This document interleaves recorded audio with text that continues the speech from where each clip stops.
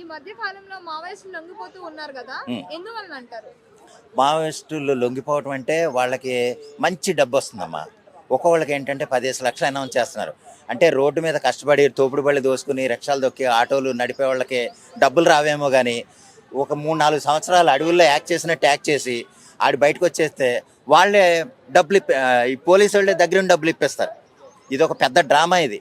ఆడేదో సీతక్క ఆడి మీద ఇంత రివార్డు ఉంది ఇంత రివార్డు ఉందని వాళ్ళే క్రియేట్ చేసి ఆడు దొరకగానే ఒక 10 లక్షలు ఇచ్చేస్తే ఆడు దర్జాగా బతుకుతాడు. ఇంతకే దేశానికి ఆడి వల్ల కనీసం 1% కూడా ఉపయోగం ఉండదు. అటువంటి సన్నాసుల వల్ల, అటువంటి మావోయిస్టు సన్నాసుల వల్ల 1% ఉపయోగం ఉండదు. అటువంటి వాళ్ళకి లక్షల్లో మళ్ళీ రివార్డులు ఇచ్చి వాళ్ళని మేపటం అంటే ప్రభుత్వం ఎంత దిగజారిపోయిందనేది ఇది ఒక పెద్ద ఉదాహరణ. నాకు చెప్పాలంటే వాళ్ళ వల్ల ఇప్పుడు సపోజ్ స్వీపర్స్ ఉన్నారమ్మా, మన మున్సిపల్ స్వీపర్స్ ఉన్నారు, వాళ్ళకి ఇవ్వు డబ్బులు. వాళ్ళకి ఎందుకంటే పాపం పొద్దున్నుంచి కష్టపడి వాళ్ళకి జీతాలు వస్తాయి, జీతాలు వచ్చినా సరే ఇవ్వు. ఎందుకంటే కొన్ని పరిస్థితుల్లో చాలా ఇబ్బందుల పరిస్థితుల్లో కొంత పని చేస్తూ ఉంటారు.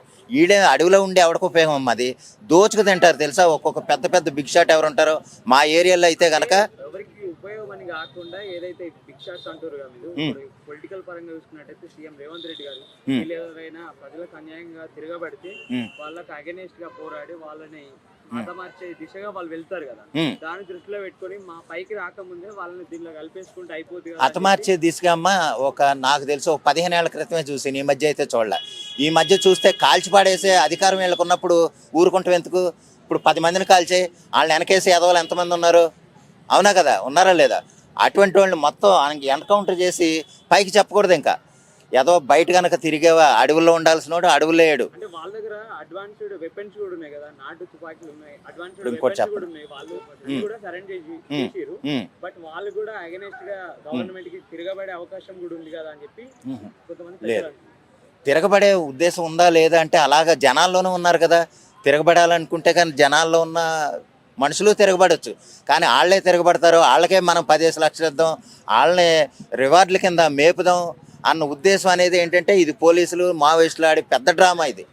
మీరు లొంగిపండి అమ్మా నేను 10 లక్షలు ఇప్పిస్తాను అని వాళ్ళకు ఒక సీన్ క్రియేట్ చేసి వాళ్ళ వల్ల 1% ఉపయోగం ఉండదండి. మీరు గమనిస్తే నేను కొంతమందిని చూశాను, కోరి వానర్స్ లేకపోతే పెద్ద ల్యాండ్ మాఫియా చేసేవాళ్ళు, రియల్ ఎస్టేట్ వ్యాపారాలు చేసేవాళ్ళు వాళ్ళ దగ్గరికి వెళ్ళి డబ్బులు వసూలు చేసుకుని బతుకుతూ ఉంటారు. అంటే అది కూడా ప్రజలకి తీసుకొచ్చి పెడతాం, అంటే ఎక్కడైతే వాళ్ళకు సరిగ్గా మౌలిక వసతులు లేవో వాళ్ళకి ఇస్తామని చెప్పి కూడా వాళ్ళు అన్నటువంటి పరిస్థితి అయితే అక్కడ ఉంది. ఇప్పుడు చూసుకున్నట్టయితే బెల్లి లలిత గారు ఎవరైతే మాజీ నక్సలైట్, ఆమె కూడా లొంగిపోయిన తర్వాత కూడా ఆ జనజీవన స్రవంతిలో కలిసిపోయిన తర్వాత ఆ రివార్డ్ ను కూడా ప్రజలకు అంకితం చేసింది. ఆమె పేరు మీద కొన్ని గ్రంథాలయాలు కట్టించి అలాగా. ఏమండి, ఒక 1,00,000 మంది ఉన్నప్పుడు అందరూ ఒకళ్ళ గురించి చెప్పకూడదు, మిగిలిన 1,00,000 మంది కూడా అలా చేస్తేనే అది గొప్పతనం. ఇప్పుడు సపోజ్ కొంతమంది కాలు చేయలేని వాళ్ళండి, రిక్షా తోలుకుని లేకపోతే చిన్న వ్యాపారాలు కూరగాయలు అమ్ముకుంటా బతికేవాళ్ళు, వాళ్ళని చూస్తే ఎంత ఆదర్శం. వాళ్ళని చూసి నేర్చుకోవాలంటే వాళ్ళ కాలిగోటుకు సరిపోదు ఈ నక్సలైట్లు అనేవాళ్ళు.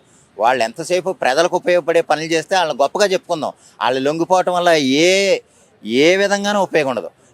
ఇంకా ప్రభుత్వానికి ఈ లక్షల్లో దారబోసే డబ్బులు బొక్క తప్ప అంతకంటే ఏం కదమ్మా. అంటే ఇప్పుడు ప్రొఫెసర్ కాసింగ్ గారు కూడా మొన్న ఏమన్నారంటే వీళ్ళు లొంగిపోతున్న సమయంలో మా మామ ఇట్లా లొంగిపోయింది కదా జనజీవన స్రవంతితో కలిసిపోయి అన్ని కూడా ఆఫ్ చేస్తాడా అని చెప్పి అడిగితే ఆయన ఏమని చెప్పింది, జస్ట్ అది చెప్పడం మట్టుకే, వాళ్ళ లక్ష్యాలు వాళ్ళ జయాలు వేరే ఉంటాయి, వాళ్ళు ఎప్పుడు రావాల్సిన టైంలో వస్తారు అని చెప్పారు కదా. దీనిపై మీరు ఏమంటారు? అంటే ఇంకా ఉంది ఆ భావాలు ఉంటాయండి కొంతమందికి. ఏంటంటే ఇప్పుడు సపోజ్ ప్రభుత్వం ఇప్పుడు ప్రజల తరపున పోరాడేవాడికి అది ఒక అడ్డు. వాళ్ళు ప్రత్యేకంగా ఒక వర్గాలు ఉంటారు, వాళ్ళు ఏంటంటే ఒక 3-4 సంవత్సరాలు అడవిలో ఉంటే బయటకు వచ్చేస్తే 10 లక్షలు వచ్చేస్తాయని డ్రామా వాళ్ళకి తెలుసు. ఏ నక్సలైట్ ఎక్కడ ఉంటాడో, ఏ నక్సలైట్కి ఎక్కడ వస్తాయి పోలీసులకి ప్రతి ఒక్కడికే తెలుసు అండి. అది తెలియకుండా ఏముండరు. పోలీసులకి సారా ఎక్కడ అమ్ముతారో తెలుసు, ఏంటి దొంగ వ్యాపారాలు ఎక్కడ అమ్ముతారో తెలుసు, లేకపోతే రకరకాల ఈ వాళ్ళకంతే. వాళ్ళు ఏమైనా వెళ్తే కనుక వాళ్ళని ఏమైనా కాల్చి చంపేస్తారేమో అన్న ఇది ప్రతి ఒక్కరికి తెలుసు. ఏంటంటే కొన్ని అధికారాలు వచ్చేదాకా వాళ్ళు ఏం చేయడానికి ఉండదు, ఇండివిజువల్గా నిర్ణయాలు తీసుకునే అవకాశం వాళ్ళ శక్తి వాళ్ళకు ఉండదు. అందువల్ల కాముగా ఉంటారు. అదంతా ఒక డ్రామా ప్రకారం ఆడి బయటకు వచ్చిన తర్వాత 10 లక్షలు రివార్డు ప్రకటించినట్టు ఉంటే కనుక వాళ్ళు ఏదో దేశాన్ని కాపాడేసి ఉద్ధరించి చేసిన వాళ్ళ కింద ఫోజు కొట్టేస్తారు ఫోటో కింద.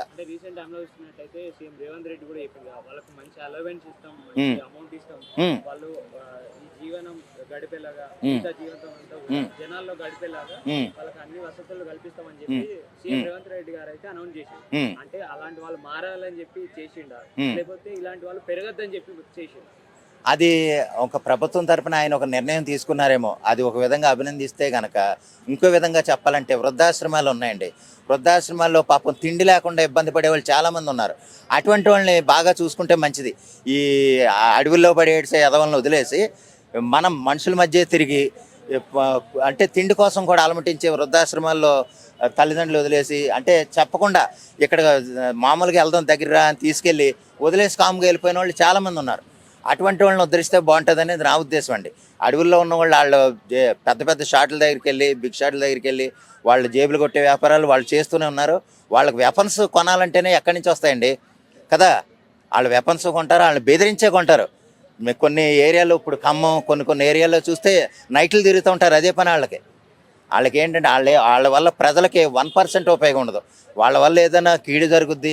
ఆ విధంగా జనజీవన స్రవంతిలో కలిస్తే కనుక మీకు ఈ నిర్వాసిత ఏర్పాట్లు చేస్తామని రేవంత్ రెడ్డి గారు ఆ విధంగా అంటారేమో, కానీ వాళ్ళ వల్ల ఉపయోగం లేదని తెలుసుకుని వాళ్ళు ఎన్కౌంటర్ చేసి దొప్పితే కనుక మళ్ళీ నక్సలైట్గా మారేవాడు ఒక్కడ కూడా ఉండదు అనేది మాత్రం నా అభిప్రాయం.